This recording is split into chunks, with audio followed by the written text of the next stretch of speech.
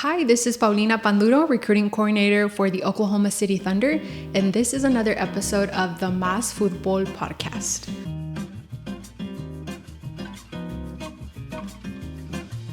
Welcome back to the Futbol podcast, the number one soccer podcast in Oklahoma City. I am your host, Ricardo Yoa, and I am here at the nice Legacy Real Estate Group. You know what they do, they're the sponsor, and I appreciate them for allowing me to record here.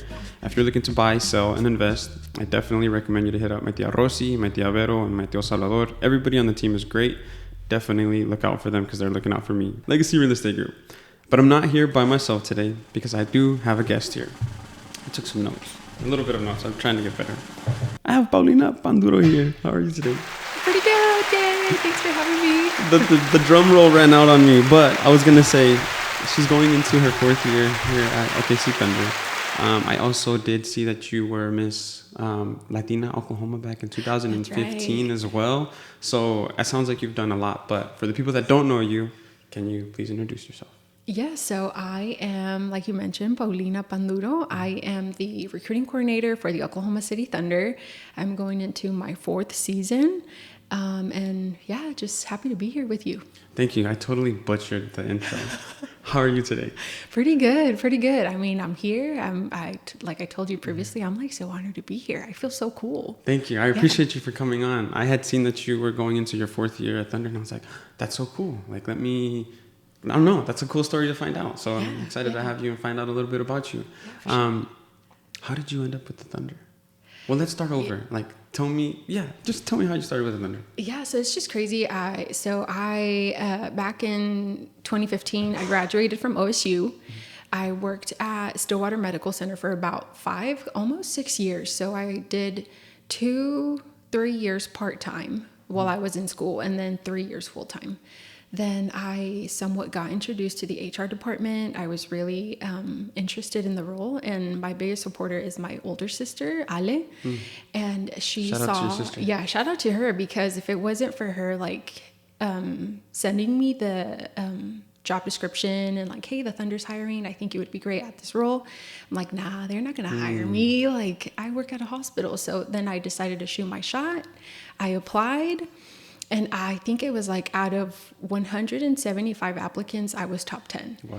And the process took 3 months. At that point, I was like, they didn't like me. I'm not getting this. And now I've been with them for almost 4 seasons. Or this is my 4th season. That's funny how you said you shot your shot. And yeah, now shoot you're your shot. Yeah. And it was like, thanks to my sister, her encouraging me, because at times we're like our biggest critiques at everything that we do. So I'm like, you know what? I'm just going to apply and let's see what happens. So then I got the role. That's crazy. That's cool how you were able to kind of hype yourself up to do that. 'Cause if you didn't, you definitely wouldn't have gotten the job. Yeah, for sure. So what do you do then? Because you said you're the recruiter, but I feel like you also have to do many other things, like walk down a parade or something like that, you know? Yeah. So, I mean, one thing, I'm fortunate that I work with a company or an organization that allows you to do things outside of your department. So I am also part of our Inclusion and Diversity Council, and I co-chair the Hispanic Latinx Advisory Group.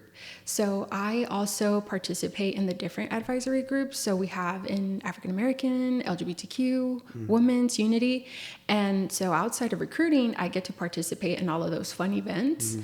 So yeah, I'm really lucky to be able to do that. How do those type of jobs, because those are really important roles, like considering where we are now, you know what I mean? So what do those meetings look like? So, like meetings, like in advisory groups? Yeah, those advisory groups. So we try to be intentional. I feel like at times we are really bad at just checking the box.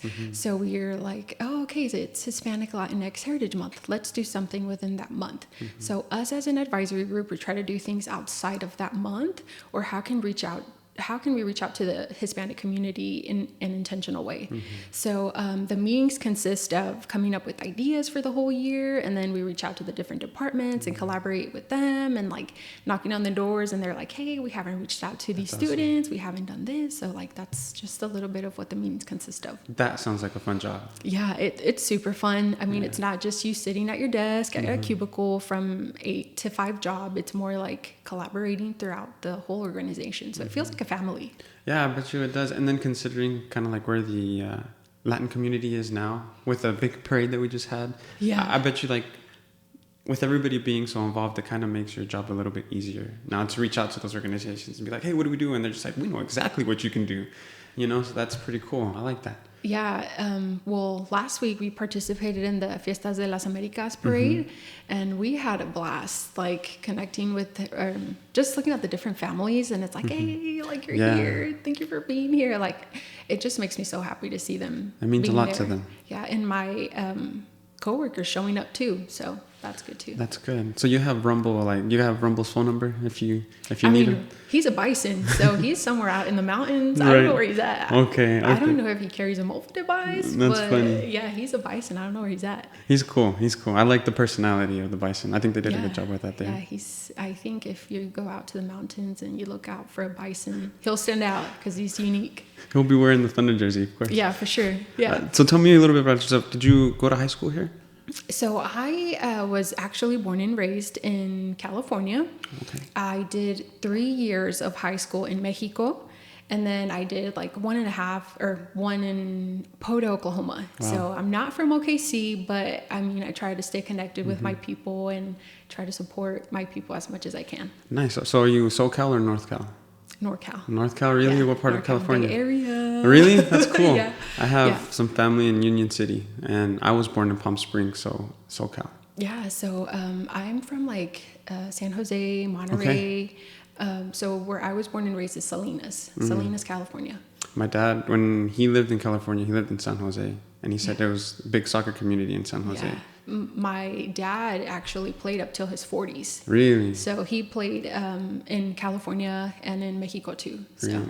I've been surrounded by soccer my whole life. And what part of Mexico? Michoacan. Michoacan? Okay, my wife is from Michoacan. Yeah. Nice. Do you go back often? Yeah.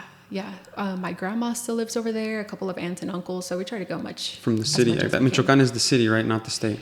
Michoacan is the state. Is the state, okay. Yeah, the town, it's called Santa Clara de Valladares. Okay. It's a small town. I don't really know my geography, and I just know that my mother-in-law is from Morelia, my father-in-law is from Uruapan, and I know a few of the places, los recorridos que nos llevan. They took us to the island.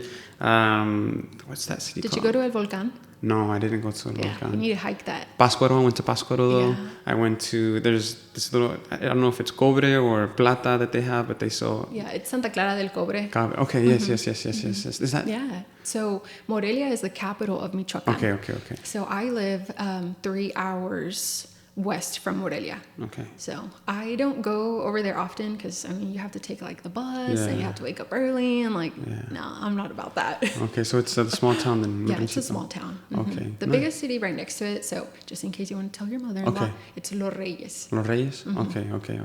Or Zamora. Nice. And then you went to, why there of all places in all of Oklahoma? All of the United States, you went to Poto, Oklahoma? Yeah, so when I moved to Mexico, we actually moved over there to take care of my grandpa. Okay. And so after he passed, all of my dad's family is from Poto, Oklahoma. And they were like, just move over here with us. Don't go back to California. So then we decided to go that direction. And I mean, at that age, being in a Hispanic family, like you go where your family goes. Yeah, you didn't really have a choice. How old were you? I'm like, pues ni modo, I have to High go school. over there.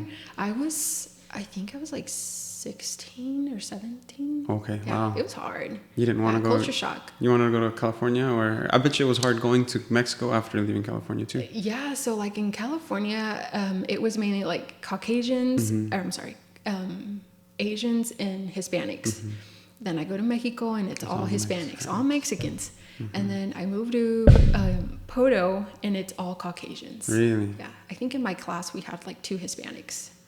Wow. So yeah, huge culture shock. And I mean, I would be like, Mom, no quiero estar aquí. And she's like, ¿tienes 2 trabajos? O te va a gustar, o te va a gustar. Dang. It's like, oh man, like that. Okay, that that's was how it is, huh? hard. That's just how it is. That was hard. So I mean, I then tried to involve myself in like activities as much as I could. So I played soccer. I was in our dance team, and then thanks to that, I was homecoming queen and prom queen. Congratulations. So yeah, I was like, I mean, just sounds like you made the best of it. Yeah, my family's just so inclusive of everyone, so I always view it that way, being like that. So yeah. Y de allí, me imagino, it was Stillwater. Yeah, so then it was Stillwater. That was your way out. Yeah, it was like first generation student. So I had no guidance on like how to apply for universities or how to apply for a scholarship or anything like that. So that was my first experience. It was still Caucasians, but friendly Caucasians. Okay. So then I got involved with HSA, the Hispanic Student Association there, and that made me feel like, oh gosh, I'm surrounded by my people. Yeah. Like they look like me, they sound like me, and that was like my little circle that I would go in and like. Yeah, because that means a lot. Like, aunque no lo digan, or it's some people don't want to mention it. It's your comfort, like just being able to use your slang to see someone like you, to not have to be outside your own box. Just it means a lot. So it sounds like that was probably peak. After. Like talking about our struggles, like talking about our family. Hey, ¿qué vas a hacer this weekend? And they're like, no, but I'm gonna go look at my family or go visit my family. It's my tia's birthday. You gotta go back. Yeah, it's my tia's birthday. I have a quinceañera or anything like that. So, yeah, relating to people that look like me, sound like me was something that I looked forward to at OSU. Nice. Yeah. And then you graduated? Yes. Was Miss Latina during that time, or was that after? Somewhat. So I was Miss Hispanic OSU 2013, and then I was Miss Oklahoma Latina 2015. Wow. So I've been in the pageant world for a little bit, and again, it's a boost that my family has always given me. I'm so bad at like trusting myself for those things. I'm like, nah, I'm not good enough. I'm not good enough. So they're the ones that motivate me. So once I do it, I'm like, I don't know why I didn't do this, to begin with. So the pageant world is really helpful for like public speaking skills. That was one of the questions that I had highlighted and I wanted to get to tell me like, what are the skills that you learned going through a pageant, and like, how are you using those assets now? Like, so in the recruiting space, so what I'm doing now, and in the pageant space, they're somewhat similar because you need to be really good at public speaking, communication skills, interviewing skills, and how to be calm, poised, and charming, like when it comes to being on stage. So when I go to like career fairs, it's similar to that. So I tend to look at my audience, and it's like, oh, okay, like, oh wow, like what to expect from it. So communicating and public speaking are the two that were biggest things that I learned in pageants, which are huge skills to have, because if you don't have those, you can get very far with just good public speaking and communicating skills. I've through this I've figured that out too, and even just asking questions too, just asking for favors, just reaching out. It's kind of how I've gotten I reached out to you. It was just a shot in the dark. Let me just see what happens, and it happened. So I mean, definitely those are two really good skills. And also networking. I forgot to mention that. So because you meet with the judges, and because you meet with all these different girls that participate in the pageants, you make these connections. So then in the long run, you don't know what you'll need them for. But I know when I did Miss OSU or Miss Hispanic OSU, I reached out to people that I met through attending like a networking event, and they were my judges. I selected them as judges. So like it just creates this pool of people that and it's like, oh my gosh, like you never would have thought, huh? Yeah, you never would have thought, like us right now. Yeah, like, we followed each other. I followed your podcast on social media, and now I'm here. Yeah, so, isn't it crazy? Yeah, it's crazy. Networking is huge too. Even in like when you're in school, like high school, I still network with a few of my high school friends, and then you go to college, and it's sad that at the moment you don't know that it's just always good to just treat others nicely. Yeah. Because you never know, like, what is it that manners will take you where something else won't, or something like that. Basically, just be a good person. Yeah. That's good. Currently in my role, I do a lot of networking, and at times being Hispanic, it can be a little bit uncomfortable because I was just always taught to like respect my elderly. So then when they come at me like sideways, I'm like, oh gosh, because I want to say like yes sir, or yes ma'am, or Mrs. X. They're like, just call me by my first name, and that's been challenging. But you have to get uncomfortable to get comfortable. That's true. So then once you start doing that, your networking pool just gets bigger and bigger, and it helps you in the long run. Getting uncomfortable. That's where the most growth comes from. Get comfortable. Yeah. Out of all these experiences that you've done, which one is the most that has made you feel the most uncomfortable?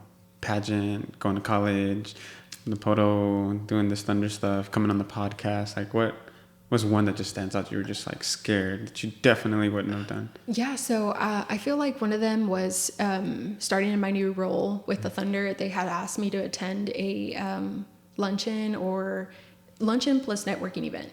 And again, that's when I was fairly new to like the misses and like, yes, sir. You want me to go? Yeah, like, yes, sir. Like, no, ma'am. Or so then when they come at you and they're like, hey, what's up? Like they say, like they're speaking like me. Like, and I'm like, oh gosh, like I have to get out of that mentality of treating them like, yes, like they're my elderly, because they're just as we're at the same level. Like we're at the same ball game. Like industry wise, yeah. different. And I'm like, but I'm just a little bit younger. So which side of Paulina do I bring out with you? Yeah. So that's been the challenging part, like getting outside of my Hispanic, treating elderly with respect. Not that I don't treat them with respect, but like addressing them. It's like a different role. Yeah. I totally understand that. Has been like the most uncomfortable. And now I'm like, oh yeah, You're I'll go. Yeah, I'm in. Of course. Count me in. Slam dunk every time. For sure. That's funny. Yeah. What are some of the coolest experiences that you've done for the Thunder?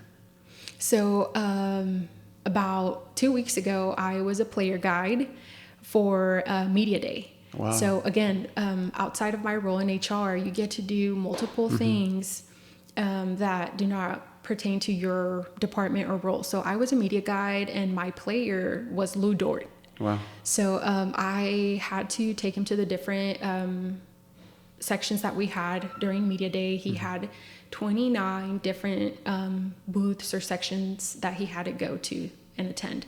So I had to take him to each and one of them. And he's just super cool. And I don't know if you guys knew, but he said that if he wasn't a basketball player, he would be a soccer player, professional soccer player. Nice. Well, hey, I mean, as long as he's a professional in something, you know, that's great. But that's good to know, Lou Dort. Okay. Yeah, and I did tell him, I'm like, Lou, I mean, I'm a recruiter right now with the Thunder, and I play soccer too, and I play defense. So you better watch out. Yeah, and I said, I'm trying to recruit you. You want to come play with me indoor? And he said, he's like, man. He just laughed, and it's like, he's like, I don't know if the way my contract works, I don't know if they're allowing me to do that. Oh.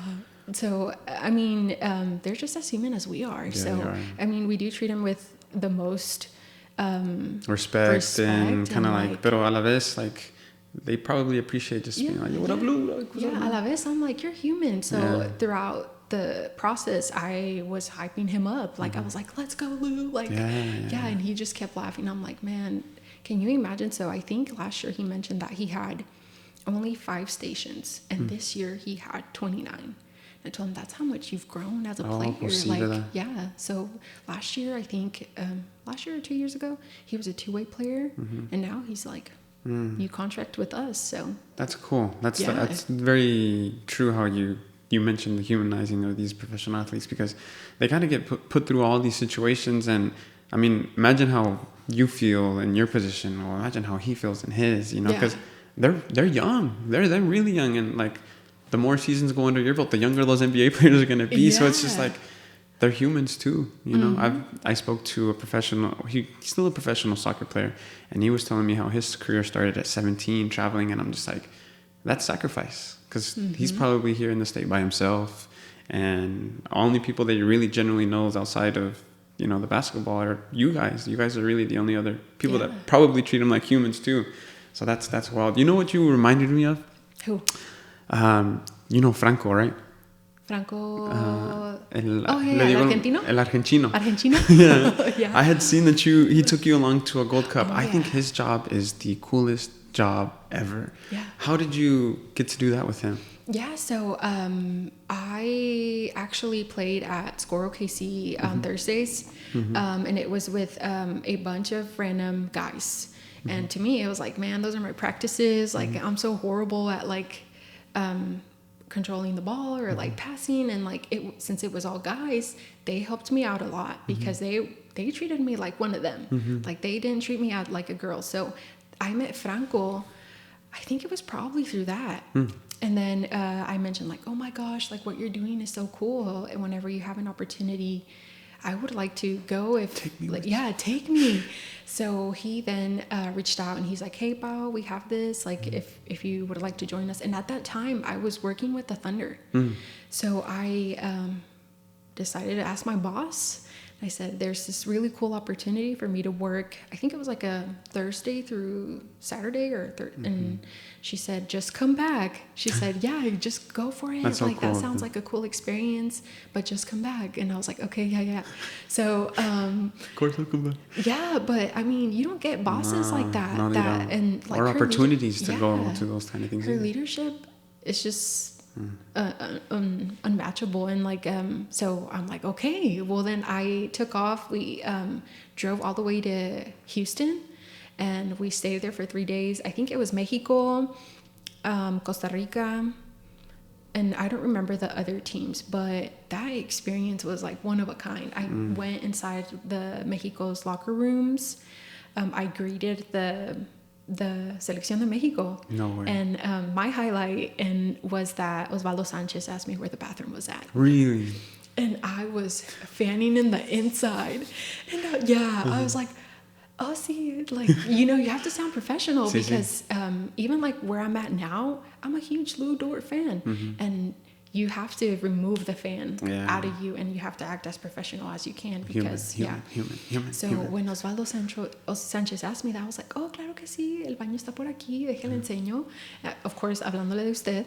And then he's like, oh, muchas gracias. He comes out and he's like, muchas gracias again. And I'm like, oh my gosh, like I'm fanning right now. So, so I mean, that was my highlight. And then when we were in the Penales, I was standing like right behind the soccer fields, and part of my role was making sure that the people that were there, videographers, and the broadcasting team weren't using like their personal devices to shoot content for themselves. So I was like, hey, you better not, like, hey, like it didn't matter how famous you were or you were not supposed to take even pictures and content for yourself. That's so it was hard because I mean I wanted to watch the game because I was right behind the keeper, and now it's like, no, this is the job. Like, so then after that I met with a couple of we saw like the post interviews. And that was fun too. So the experience itself was like one of a kind. I feel like I've spoken to him a few times, and because I'm always asking him, like, dude, like, what do you do? Because it seems like your job, you're just doing many things at once. Yeah.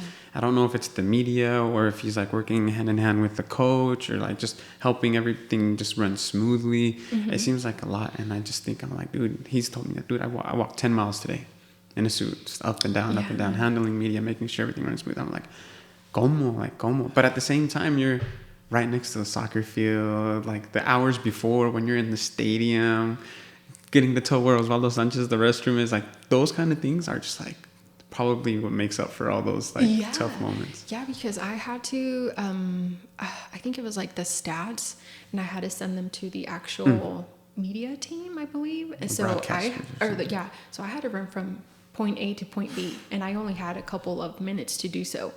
So in the back of my head, I'm like, Franco trusted me to do this. Like, I better do a good job. Like, I better not screw this up. Yeah, so this is such an easy task, but a really hard one too, because if you, like, the stadium is so big and you need to familiarize yourself. And Franco is like in many different ones. So across the country, all across the world and whatnot. I hope to see him in the World Cup this year too. Yeah, for sure. I think he was in the World Cup, in the Women's World Cup. So yeah, maybe he'll be in this World Cup too. That's so cool. Like, how was it comparing being on the sideline for a soccer game and probably being on the sideline for the Thunder game? Can you compare? Luckily, I'm fortunate that in our department in HR, we don't have to wear game nights. Okay. So I'm fortunate that I don't have to do that, but it's a lot of planning for both soccer and basketball.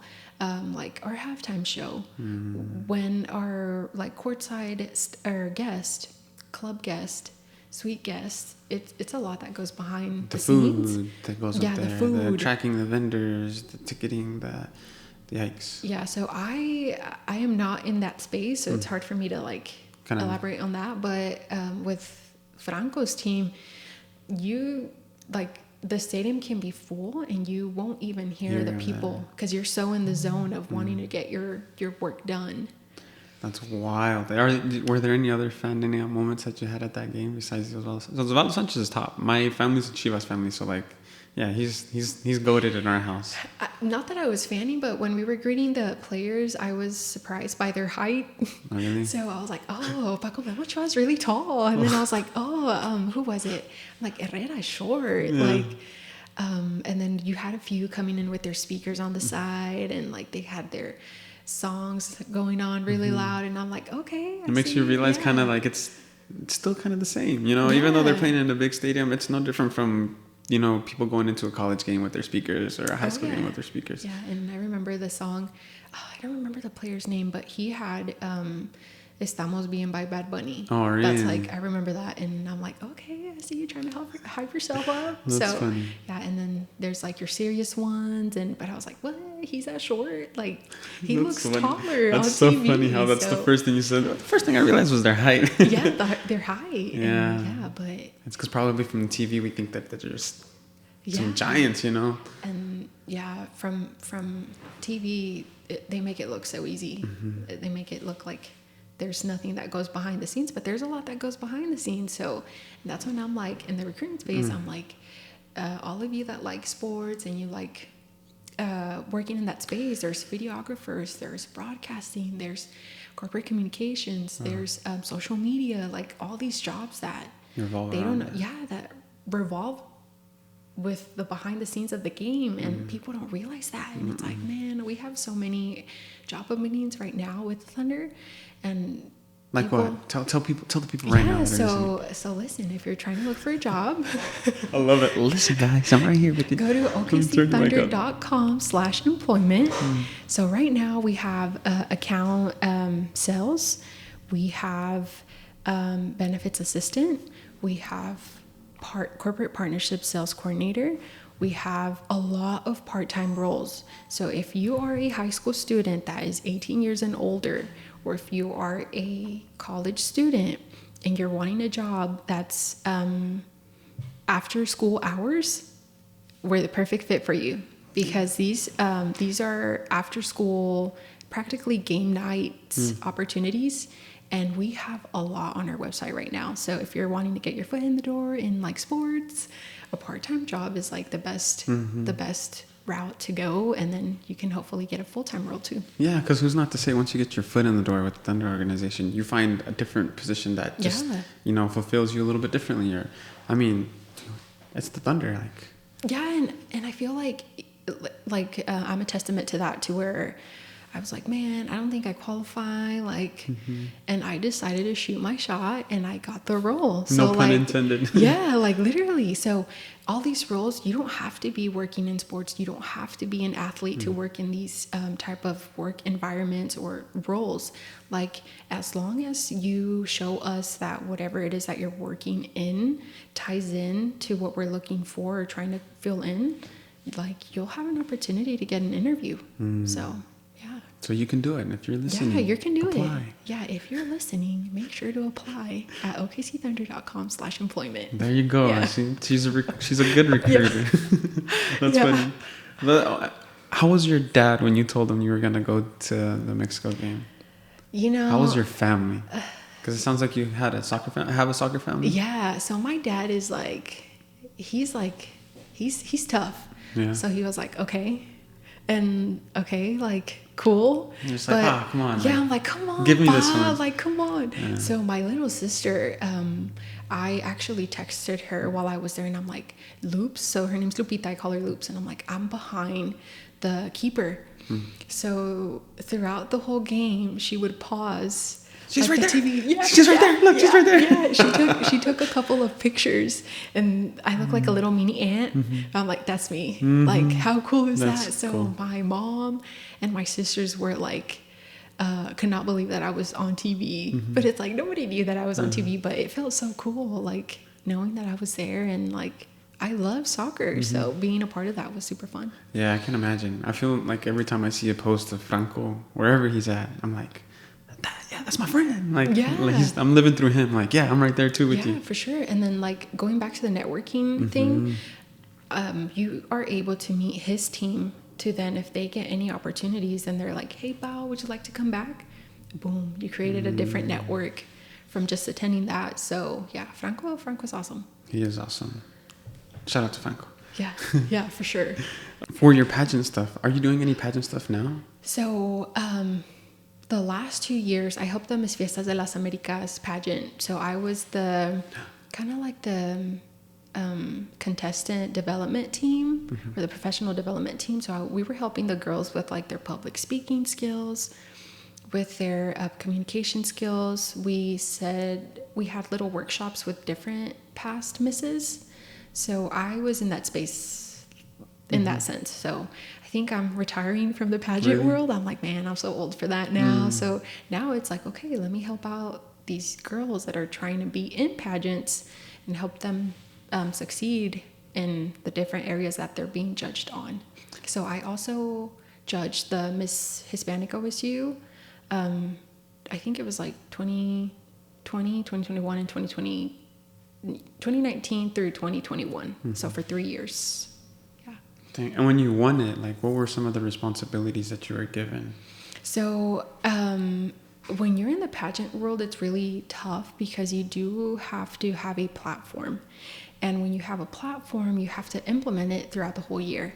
So you practically, it's a commitment for you to represent for whatever it is that you're passionate about.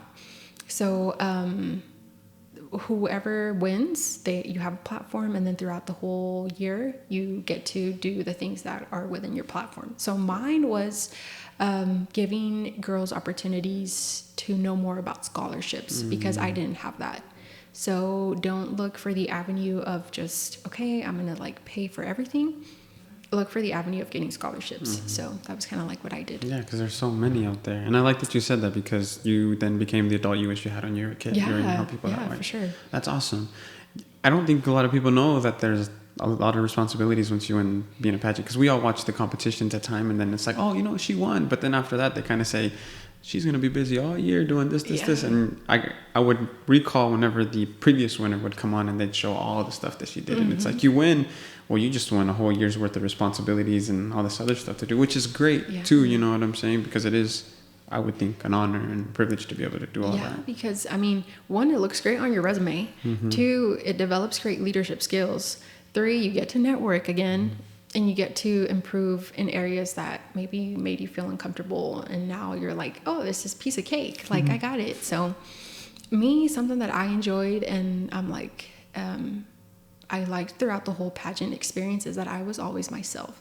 So I feel like at times we see pageants and it's like, oh, it's just all about beauty and like, you know, how you look from the outside. I was always me from day one, like keeping it 100 literally. So I'm like, man, I'm my goofy self. Like I'm about I'm a lot of calling girls and people dude, which is really bad.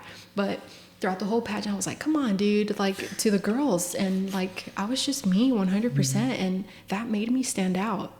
So no matter what pageant you're in, you don't have to look a certain way. You don't have to walk a certain way. You don't have to speak a certain way. Be you 100%, and that will take you to the top, like 5, or just make you to the end. So yeah, because you really can't fake it till you make it with this. No, like, and there's girls that think that if they fake it, they're doing like that's what you're supposed to do. But it's like, no, just be 100% you. When I won Miss Hispanic OSU, the girls that were participating for the next year, some of them were like, man, she's way prettier than I am. Like, I don't even know if I should try out or if I should even still continue doing the pageant. And I'm like, listen, you have something in you that is only unique to you. And that's what's going to make you stand out. And she won. She won. And I'm like, ¿Qué te dije? Badass coach. I'm like, yeah, like, don't back down. Like, ella está más bonita. Pero that does not mean anything. And in pageants, it's always like, cliche, but it's not what you bring on the outside, but it's what you bring in the inside that makes you stand out. So yeah, that reminds me a lot of the conversation. I have a 4-year-old son and a 3-year-old daughter, and my 4-year-old son is hitting me with all these funny questions. And one of the ones that he hits me with every now and again, he goes, hey, am I special? And I'm like, yeah, you're special, of course you're special. And there's a show called Bluey. I'm not sure if you're aware of that, but it's these dogs. And when one of these episodes, their cousin comes over because there's 2 girl siblings, and her dad told her that she's the most special in the world. So she's like, I can do whatever I want because my dad said I'm the most special in the world.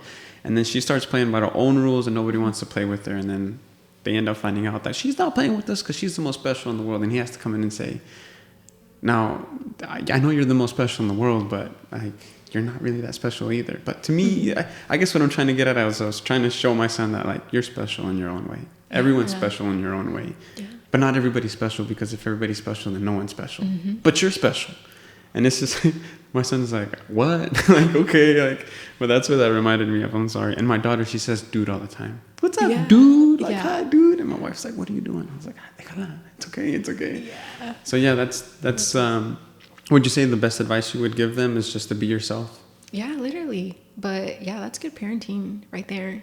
Yeah, supporting your kids 100%. So always. I applaud you for that. Thank you. I try. Yeah. It's hard. It's hard. I don't have any kids, so yeah. No, it's tough. Like being this a tia is hard. Yeah, so. Being a tia. How many tia and nephews? I only have one. Are you? One, and then like.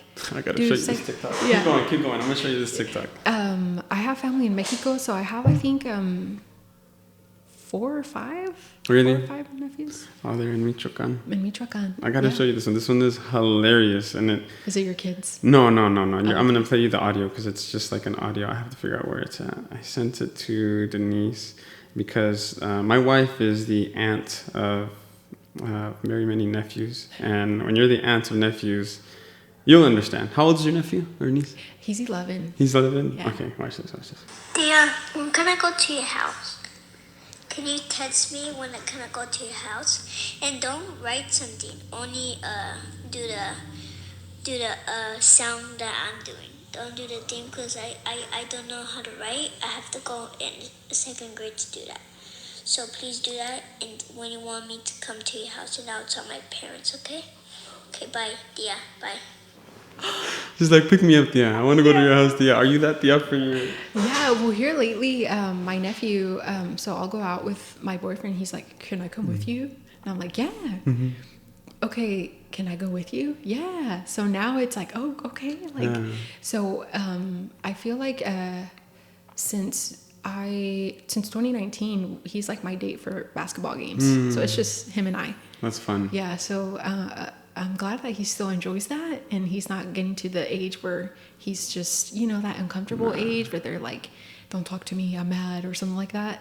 So he's always like, can I go with you? Can I do this? And I'm like, yeah, for sure. So I feel pretty cool. I have a few cousins that I was like the older cousin that I would bring out on dates and sometimes like that. And it's like, I would almost want to be like, look, if you can't tell something to your parents, I hope I'm that person that you with confidence can come to and not have to worry about me telling your parents or anything like that. But it's always just good to let them know that, hey, you have someone, So if you want to leave me a voice message like, hey, let me know, Tia, when you're home, Tia. They can pick me up, Tia. Yeah, or he's like the whole, can I go to sleep a little bit later? And I'm like, yeah, why not? Can I eat these chips? Can I drink a soda? It's like, yeah, ¿por qué no? Yeah, we won't tell your mom. No. Yeah. When we go to family parties, we're always the one that they're like, Tia, can we sleep over? Like, let me sleep over. I'm like, yeah, but everyone's like 4 or 5 years older than my kids, but they know that when they come over, Theo has the Xbox, we got the PlayStation. Can we stay up? Like, you just say, can we stay? Yeah, let's go over it. And, that's funny. Yeah. That's cool. Then your boyfriend plays soccer too, doesn't he? Yeah, he plays soccer. I think I had asked him to come on the podcast, and he's probably listening to this, so I'm sorry. But he asked me to write him questions, and I forgot to write him questions, and I never got to writing him. I'm sorry, dude. I'll have you on here soon. Yeah, well, es que you knew who was better, so you brought who was better to your podcast. You're trouble. You're trouble. That's funny, though. That's funny. I when I found out that was the case, I was like, damn, no quiero que piense mal, but the way that I do the podcast is just kind of free, and I don't really write questions, so if you're still down to come on without the questions, come on over, send me a message. That's funny. What are you looking forward to this season with the Thunder? Yeah, I mean, now that we had a preseason game, I think, 2 days ago, and we are just like, once the bus takes off, there's no coming back. So we're like, oh gosh, the season's about to start. Like right now for me is filling up the spaces that we have, or the new roles that we have to fill in. So that's me right now. That's like my main mission, trying to reach out to students and people who are interested in a job with us. But what I look forward to this season is like, we have a new team. It's a set of young, fresh, hungry basketball players who are ready to put in work. So I'm looking forward to seeing what damage they do on the court. So that's what I'm looking forward to. When was it, in 2019 when you came? Yeah, 2019. Who was on the team when you got there? I think Steven Adams, Paul George, Russell Westbrook, Chris Paul. 2020 maybe. That's a big team. Yeah. I was fortunate to work with some of them, and I also help with the G League onboarding process. So I worked with a lot of players who were in the G League, and now they're playing for the Thunder. So it's pretty cool seeing like their development, how much they've grown as a player. So if you had to give some advice to your younger self, like what would you have told yourself? Like, let's say you just arrived to Oklahoma and you're just like, dude, this sucks. Like, yeah, I think it's like, don't be so hard on yourself. Like, everything will be okay. That is the main advice that I would give myself. I'm so hard on myself. And as a Hispanic, you tend to stand out. You're a little bit different than others. And you want to be better than others. So I was always so hard on myself. And now it's like, you'll be okay. Like, todo va a estar bien. Tú nomás échale ganas. And todo va a salir bien. Like, coméndate a Dios y todo. So, yeah, that's my advice. Sounds like I'm listening to my parents right now. That's the exact lingo that they would use. Oh, my grandma, too. That's the same thing my grandma would say. You calling me old? No, you calling me grandma? I'm not. I'm saying that you speak the same language that that's what I would hear at my house or at my grandma when I show my grandparents. It's always like, coméndate a Dios. El ángel de tu guarda is going to protect you at all times. Don't worry. Just persínate at night and you're going to be okay. And it's always like that every day, no matter what. Like, that's like, that's what I'm saying. Like, the lingo just sounds so familiar because that's what I would hear from my parents and whatnot too. Yeah, that's the advice I would give myself. I've always been so hard on myself, and it's like, man, like, or comparing myself to other people. Like, they're way ahead of the game than I am, and like, no, it's like, todo va a estar bien. Tú échale ganas, sigue adelante, coméndate a Dios, and you'll be okay.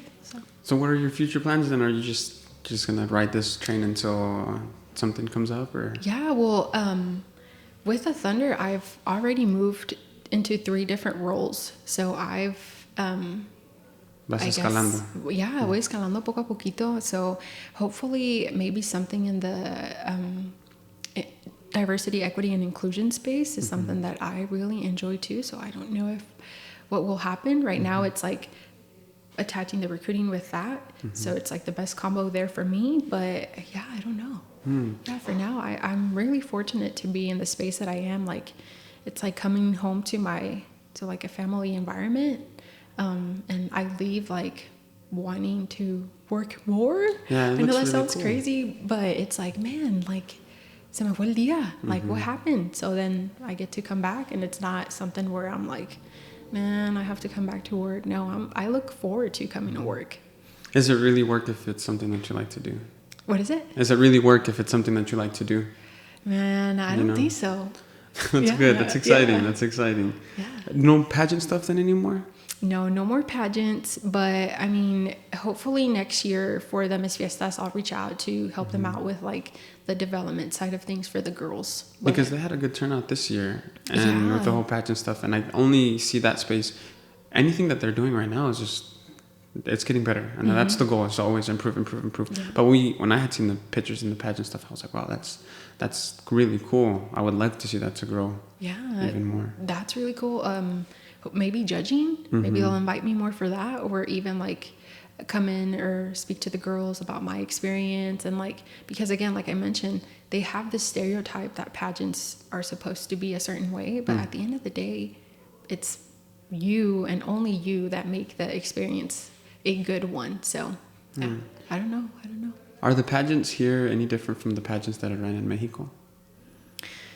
Yes. Do you have any experience or knowledge about how they do that stuff over there? Because I only know from the little bit that I would see in my little town. Cuando llega la fiesta, they have the pageant. And then when they win it from our little town, they go and compete in the municipal town, the bigger town. And then me imagino que goes that way. But what do you know about it? They asked me actually to participate in the, like, for the state of Michoacan, like competing in that pageant. But I was just visiting at that time. I'm like, no, like I'm not ready for this. Yeah. It's just so different because even like the way they speak in Spanish, it's different. Yeah, it's so different. Knowing more about the culture there, knowing more about the community there. I knew not a whole lot about Michoacan, so I didn't want to step in that space and not knowing, like, if they asked me a question, I would have not known how to answer any of it. I'm really close to my roots, but it's just not the same. You're not from there, and how would you compete against somebody that's just born and bred there? Yeah. It'd be an easy target, maybe. Yeah. That sucks. But I have a cousin who did and stayed and won and competed a little bit for that, and it always looked really interesting. I imagine it's almost the same, pero pues no tanto. Pero. Yeah, I think it's a little bit different.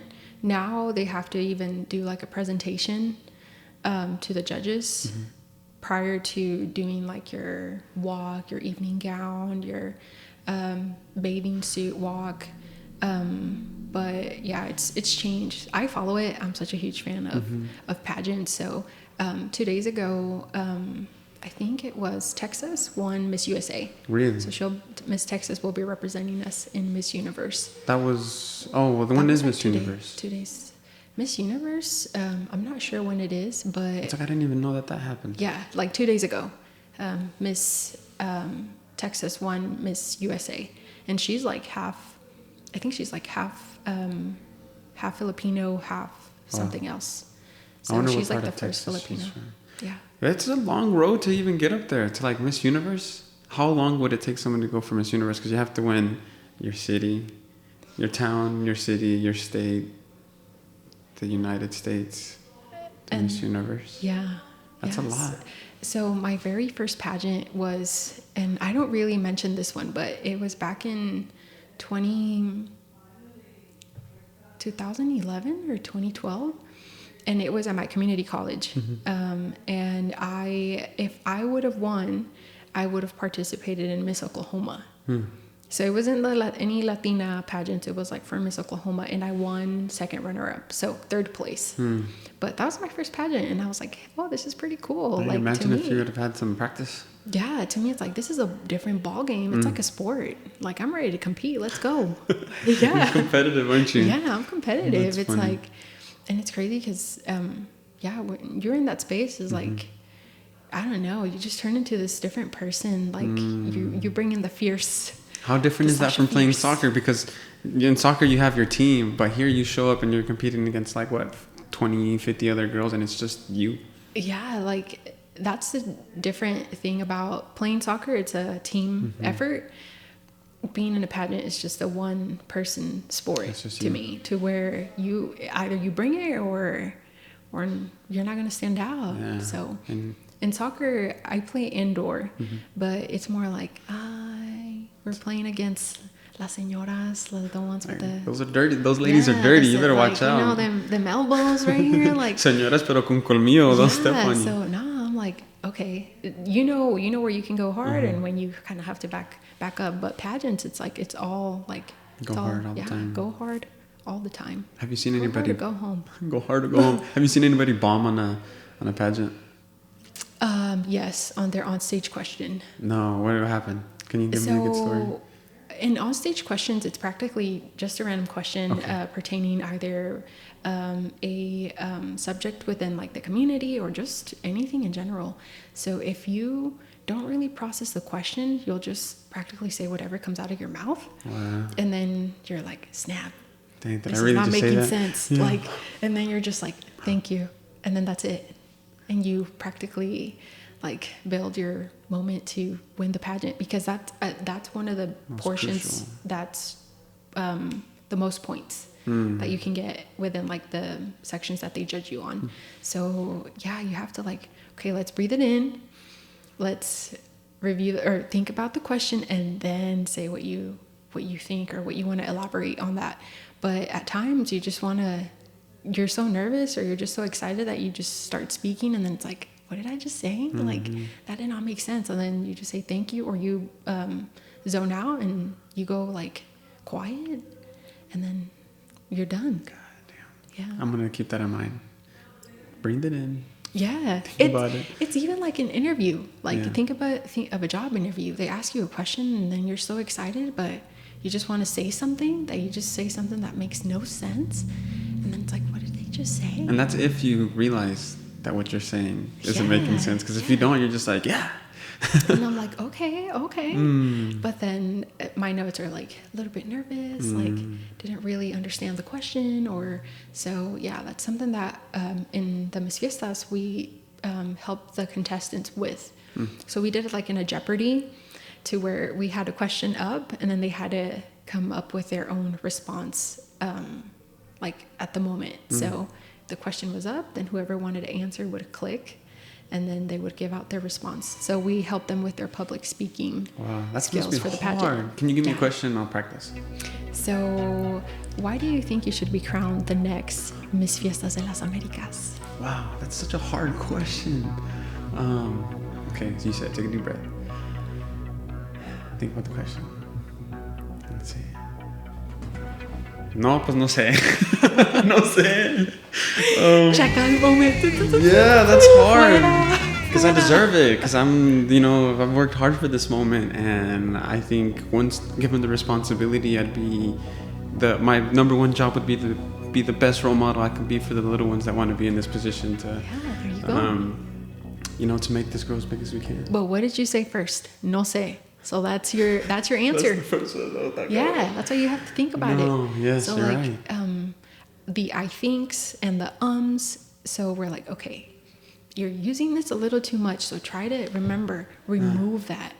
And then it becomes, I will be the next because X, versus I think I will be this because of that. So it makes a difference between you remove the I think and just leave the I will be, or I will be the next Mis Fiestas because A, B, and C.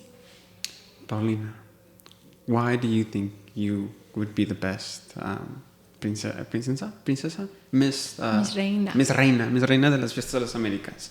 I would be the best Miss Reina, like you said, de las Américas, because representing for your culture, representing for your people, it is something that is completely valuable to me, and it would make my parents proud. Ahí está.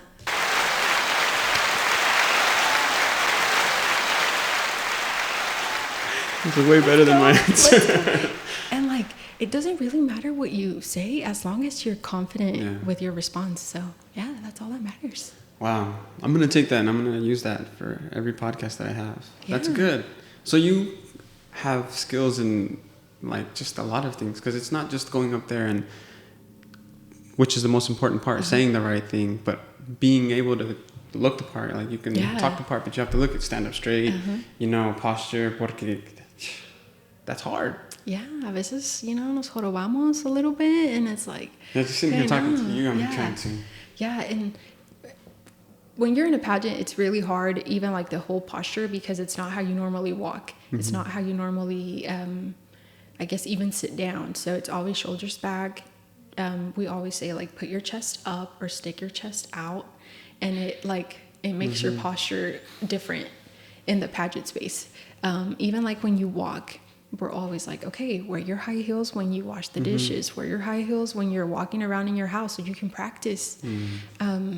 And at times it's pageant day, and you don't want to use the shoes that you're going to wear just because you don't want to get them dirty. But then the pageant is up, it's live, and you wear the shoes and you can't walk in them because they're uncomfortable.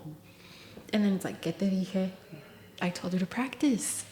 Like, and only practice makes you better. Yeah. Practice helps you succeed. So in any space that you're in, practice is important. Wow. Why, if it's not what we normally do, then why do we have to do it during the pageant?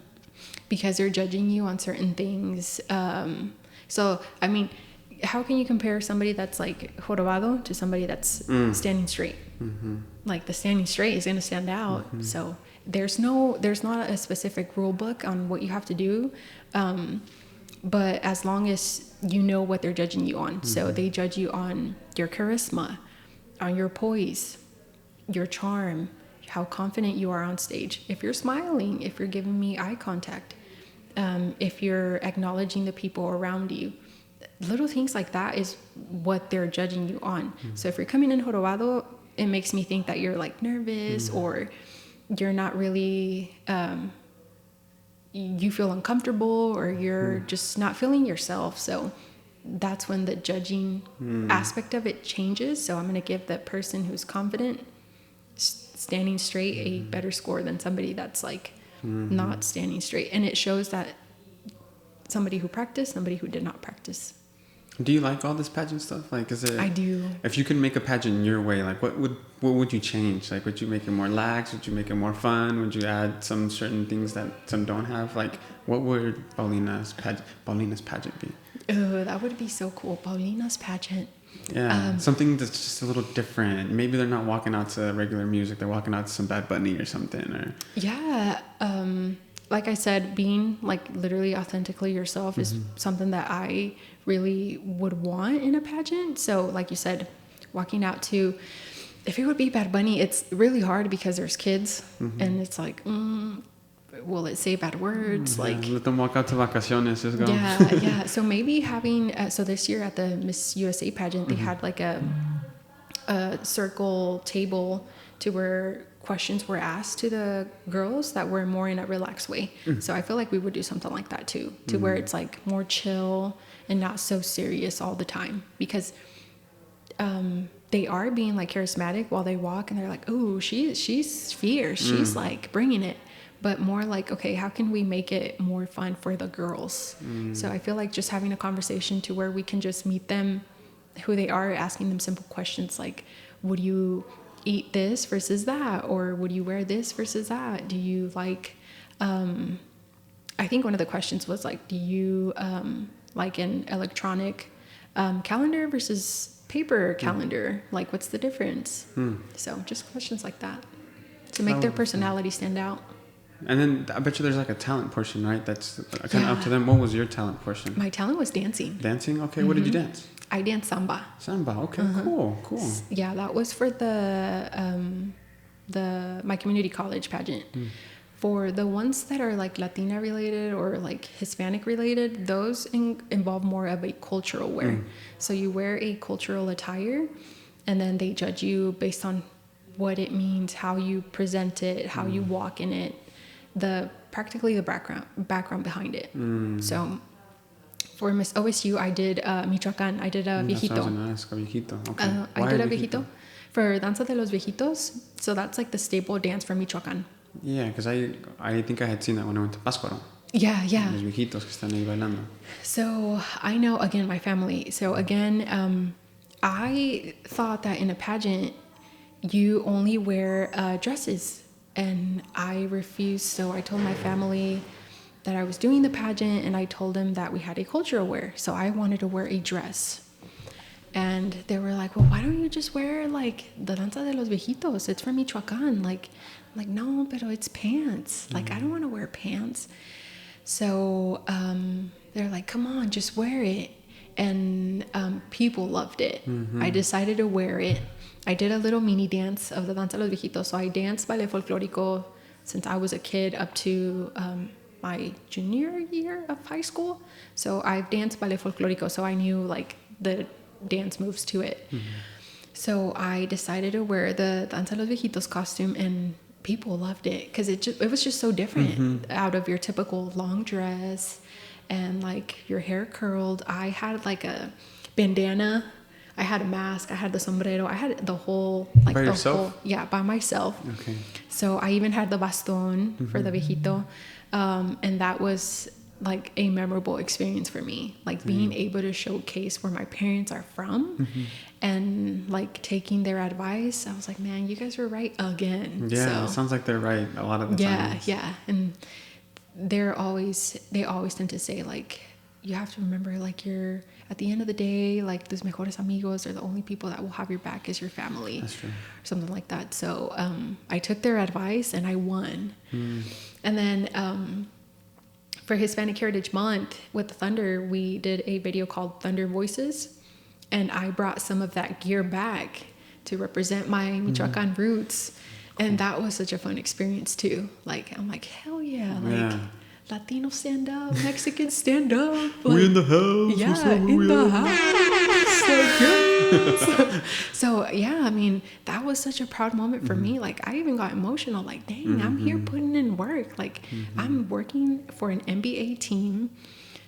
I'm literally in this space. This is my 4th year, and it's thanks because of my family. Thanks because they supported me. Like, the whole Hispanic, practically, like, ideations, I guess, or I don't know. So yeah.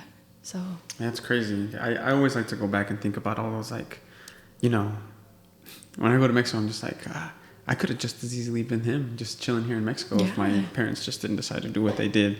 And it's just crazy to think about, like, looking back on it, like, oh, like, I'm at Thunder, but, you know, one generation ago, they were in Michoacan.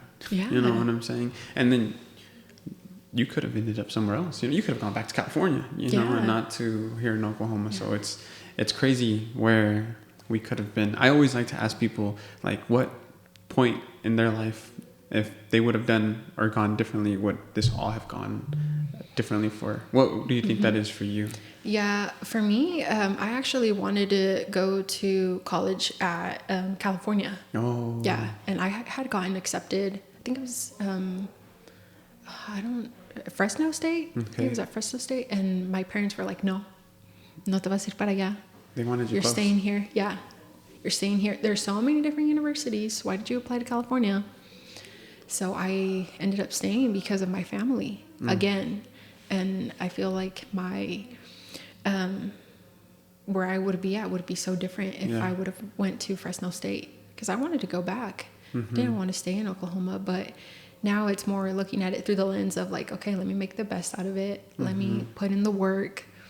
And if this is where I'm going to be at, well, I'm going to make it work. Yeah, make it work. Do the best I can with it. So yeah, I've been involved in a lot of things until this day, just because of that same mentality that my parents are like, well, you're here, like, so yeah. Are you going to go back to California anytime soon then? I go back just to visit like my aunts and uncles, but I don't think to live. I like Oklahoma City. Yeah. Painting the picture of how it is now, it kind of seems a little bit better just to stay here maybe. Yeah, well, from what I've heard, so this is my it's gonna be my 5th year in Oklahoma City, and they mentioned like back in the day it was like completely different. Yeah. I'm like, well, this is 4 or 5 years, really? Yeah. Wow. So I'm like, well, it's so far, I mean, it's growing from what I've seen. Like, it only looks been here for great. 5 years. You weren't here before Bricktown was here, or when Harkins just got there, when the park just opened up. All of that was there. So I was fortunate to be in this space when all of that was already here. So they're like, yeah, this parking lot, this used to be like a car dealership or something like that. And I'm like, I have no clue what you're telling me. That's funny. Well, and then looking at all the plans that they have going forward now, it's just probably really exciting to see where it's all going. Yeah. Well, Maps 4 is it's really great. Yeah, there's a lot of new things happening. I mean, we're getting a new stadium too. Where? No sabemos. Do you know, where would you put it? I would put it, I think it's like behind Harkins. Like I think they have a rock climbing. Yeah. That would be my ideal. That would be great. Location. I think that would be the best. I think they had 2 other places. By the farmer's market was one. Oh, okay. And by where the Ferris wheel is, but across the river by that park next to La Florecita.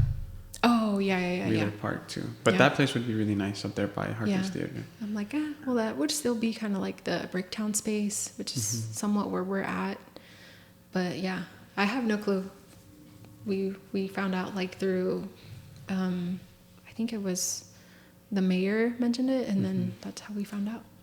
What about for Thunder News though? Like no upgrade to where they're playing at there? Or?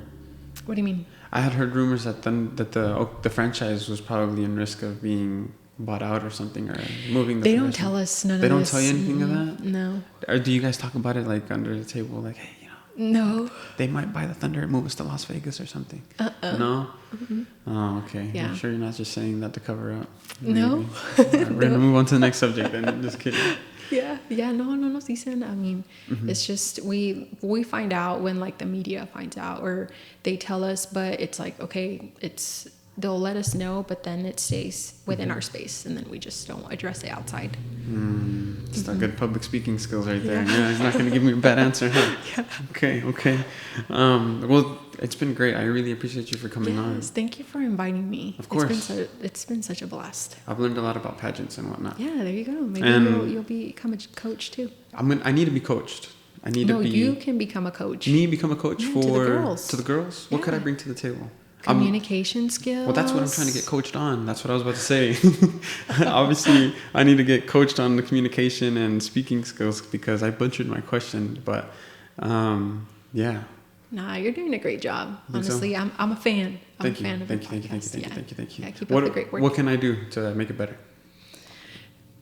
You're already doing great things. I mean, you're bringing in people from the community that we haven't heard a lot about, and just the intentionality of the people that you bring is like something that I like. So, but keep up the great work. I like it. Thank you. I'm trying to have more girls on. I have a lot of guys on, so this is me trying to do better in that part. And if you have anybody that you recommend, I would love to have them on. I've had a few, and then I had Steffi on, and now I have you on, and then I also had Erica as well. Then she was from MacU. She's She was there at the thing that you did, and I was supposed to be there too, but I didn't get to go because at the LCDA. Yes, that was on a Wednesday. Yeah, I think she was also part of the Miss Fiestas. She was the pageant. Committee. Yeah, she was there for the pageant too. Yeah. So yeah, I'm trying. Yeah, I'm trying. Well, you're doing great. Keep up the great work, and yeah, I'm here for you and whatever you need. Thank you. Likewise, and you're doing great too. Maybe you can go back to coaching little pageants. Do they have pageants for little girls? Maybe they do. Like something I can put my 4-year-old in. They do. She would not be able to be up there. I don't know. She's like, ¿cómo te lo explico? She's my second child, so she's fearless, defiant, beautiful. She's my princess. Package. She's a sweet and sour patch. Yeah, ¿qué más quieres? Sweet sour patch. A sour patch kid, yeah. But I think, honestly, pageants, when they're little, it's just a fun experience for you to see and like look back at the pictures and the memories. And it's like, remember when we put you in this? So, well, think about it. Some ladies take that too serious, though, don't you think? Yeah, señoras. I've seen some TV shows. Toddlers and tiaras. Toddlers, that's what they're called, toddlers and tiaras? Yeah. Full makeup, full dress. Yeah, they spend a lot of money in those pageants. So. That's too much. Yeah. Or at least for me, I don't want to say that's too much for them because that's what they do. But for me, I'm like, ugh. Does your son play soccer? This is like changing like. No. And then I've tried to, but I'm more so like do something as opposed to not do anything. So we tried it. He didn't like it. I think he said he wants to be a soccer coach. Oh. So we're going to try to do that. Because I volunteered at his elementary school. And I brought the soccer for their PE class. Yeah. And when his pre-K class came by, he didn't want to leave because he was like, I just want to stay with you. So I was like, hey, I'm checking him out. He's going to stay with me. So now he wants to be a soccer coach. The only reason why I asked that is like, are you going to be that parent that yells at the little kids like, correle, like, hey, pásala. Like, that's intense. Like, we're talking pageants. Yeah, well, I'm probably no different, because I was thinking about the parents that take the pageants too serious, because there are also those parents that take that too serious, you know, the car rides home where it's just like, I'm paying all this money, no le estás echando ganas, y da-da-da-da-da, and it's, I mean, I want to say that's wrong, but I think about like, my dad, who worked hard, y cada dólar le costaba. So for me to even be able to play at a serious club, it's already way more than we normally should be paying. So it's like, should I feel bad that my dad's saying all this, or is it just because like he's sacrificing an arm and a leg and still going to do this? So it's, I don't know. Yeah, that's hard. That is hard. In the pageant space, I mean, you can have a great pageant or you can have a really bad pageant. Like if you're feeling it or you're not feeling it. And I feel like at the end of the day, when parents start yelling at their kids and stuff like that, it can be like bad in the sense that they might not want to do it again. They won't enjoy it. So it won't be a hobby. Then it becomes something they don't want to do anymore. So, I mean, just being there to support the kid is like, or learning how to talk to them to where you're like addressing the situation, but not in like a mean way. I feel like it takes also a lot of emotional intelligence, because you also have to remember that they're not up there for you. Yeah. They're up there for themselves. So the second you start yelling at them, it's like, are you yelling at them because of something that they're doing wrong, or is it something inside you that you're trying to correct or you're trying to accomplish or something like that? Yeah, I couldn't do that. But at the same time, I probably would be like, hey, suete, get a little tighter, I don't know, dude. I don't think people know how they're gonna be parents until they become parents. Yeah, for sure. Yeah. My dad always says, like, cuando tú tengas tus propios hijos, tú los vas a educar como tú quieras. Tú les vas a decir lo que tú quieras. I'm like, okay, you're right. That usually comes with and that's why you're not going to get to do this, okay? Yeah, literally. So, I mean, now I'm in the Tia space. I mean, I love it. So, Yeah, that's a good space to be in. Yeah. That's a good it's space. You get to spoil them and then just take them back when they want to. Yeah. Well, thank you for coming on. Do you have anything you want to say? Anything you want to leave us with before I let you go? No, I mean, we're hiring. The Thunder's hiring. So if you're looking for a job, make sure to visit our website. And thank you for having me. I think it's important to be able to showcase all the different Latinos that are doing different things in different spaces, and all the people that you bring in they're just so diverse and talented. I'm just happy to be here. Nice. It's an honor. I think you're 53, maybe 54, but I lost count. Yeah.